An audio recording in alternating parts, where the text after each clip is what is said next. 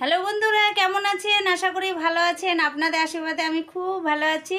এই যে দেখেন, বাজার থেকে বাড়ি আসলাম, কি নিয়ে আসছি আপনাদের দেখানোর জন্য। সব কিছু কিন্তু রেডি করে বসছি, আপনাদেরকে দেখাচ্ছি। আপনারা কিন্তু অবশ্যই দেখবেন কি নিয়ে আসছি বাজার থেকে আমি।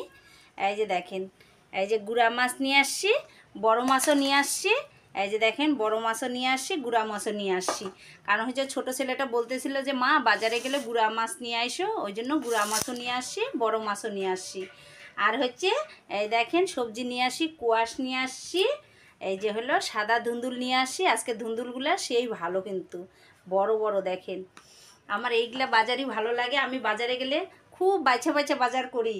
আর হচ্ছে সুজি কচু নিয়ে আসি। এই যে দেখেন, সুজি কচু নিয়ে আসি, সুজি কচু দিয়ে বড় মাছটা করব। আর এই যে দেখেন, শাক নিয়ে আসছি, কলমি শাক নিয়ে আসি, একদম কুশি কুশি, দেখছেন? সরু কিন্তু কিন্তু এই কলমি শাকটা খাইতেও ভালো লাগে, দেখছেন? এখন মাছগুলো আবার ধুইতে যাব, কারণ হচ্ছে দুই রকমের মাছ আনলে, আমাদের তো ফ্রিজ নাই। এখন সব মাছ ভাজে ভাজে রাখবো, যেদিন যে মাছটা রান্না করব আপনাদের কিন্তু ভিডিওটা দেখাবো, আপনারা কিন্তু অবশ্যই দেখবেন। কারণ হচ্ছে একদিনে তো সব মাছ খাবো না, বুঝতেই তো পারেন আমাদের গরিব সংসার। এই জন্য গুড়া মাছটা একদিন খাবো, বড় মাছটা একদিন, যদি একদিন হয়ে যদি বেশি হয় 2 দিন খাবো।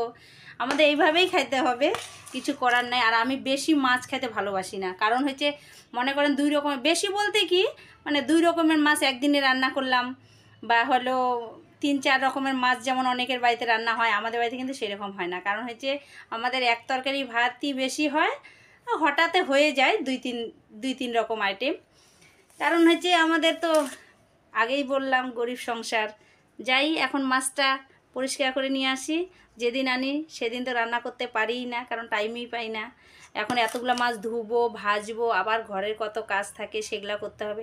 ঠিক আছে বন্ধুরা, ভালো থাকুন, সুস্থ থাকুন, টাটা, রাখি।